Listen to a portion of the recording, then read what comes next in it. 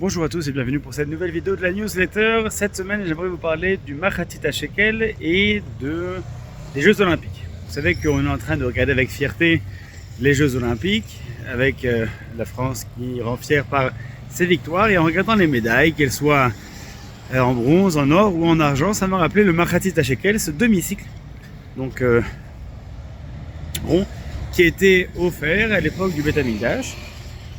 Lorsque le temple existait, il était offert parce que c'était un moyen, en fait, tout simplement de solliciter la contribution de l'ensemble du peuple d'Israël afin de financer les sacrifices qui étaient offerts au nom de toute la communauté. Et grâce à cette caisse commune qui était obtenue par le don d'un demi-cycle d'argent, la moitié de la monnaie commune en argent, et chacun donnait cette moitié-là. Et grâce à cela, on était capable de financer les corbanotes, les sacrifices qui allaient demander pardon pour l'ensemble du peuple. Et c'est vrai qu'on a parmi nos grands talents sportifs, notamment des équipes mondialement reconnues, comme l'équipe de France de foot, de rugby, de handball, qui sont champions dans leur domaine.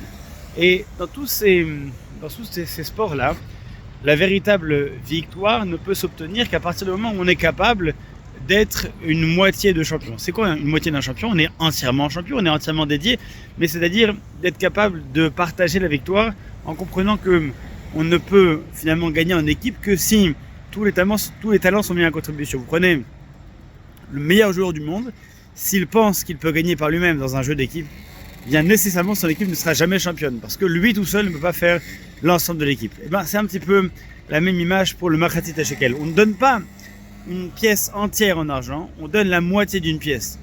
On donne la moitié d'une pièce parce qu'on est au courant, on sait qu'on n'existe pas si on est tout seul. On n'existe pas si on donne une pièce entière. En fait, on n'est tous que la moitié de ce que l'autre est capable d'offrir.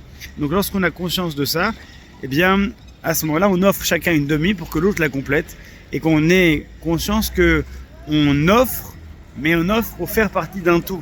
Et c'est la symbolique du Machatzit HaShekel qui permet tout simplement de faire pardonner les fautes, de financer les sacrifices qui sont communs à tous en ne finançant qu'une partie. On pourrait très bien lancer une souscription qui permettrait à certains riches de pouvoir financer la caisse pour tout le monde. Mais non, le Machatzit HaShekel c'est un sport collectif.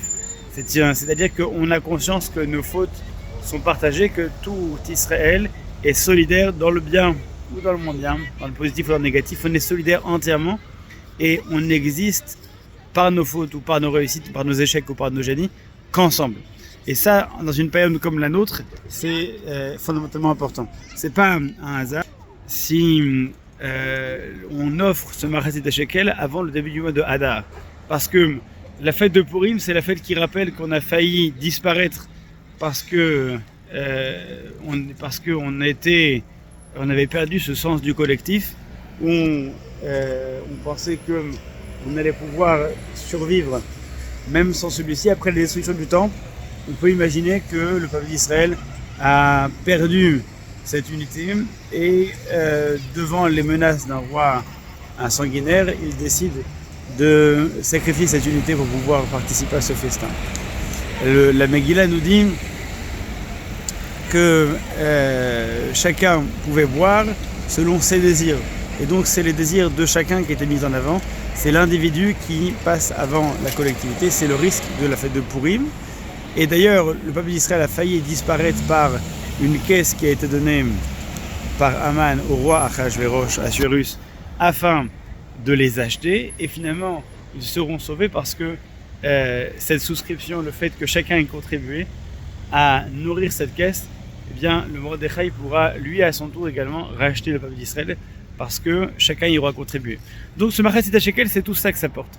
C'est le côté des sacrifices religieux, c'est le côté communautaire, c'est le côté identitaire, c'est tout cela que ça porte, et on l'offre en cette période avant la fête de Purim, avant le mois de Hadar, parce que c'est la période durant laquelle on avait l'habitude de se réunir pour financer cette caisse-là. Bien, pendant cette période de JO, on ne peut que souhaiter à la France de briller par sa cohésion, évidemment au niveau sportif, mais au niveau national également. Et nous aussi, en tant que juifs, que nous puissions toujours, eh bien, même en dehors des périodes de guerre et de souffrance, privilégier et apprécier la force du collectif, parce que ce n'est que comme ça que le peuple d'Israël a survécu, et ce n'est que comme ça que nous continuerons à survivre. Shabbat Shalom à tous, n'oubliez pas de donner le Machassit à Shekel, c'est environ entre 5 et 6 euros si on veut donner ce que ça valait à l'époque, ou sinon 3 pièces de 50 centimes pour ceux qui veulent donner moins, ça marche aussi. En tous les cas, il est important de marquer cette mitzvah, donc n'oubliez pas de vous rapprocher de votre communauté pour toutes les célébrations à venir. Shabbat Shalom et à bientôt.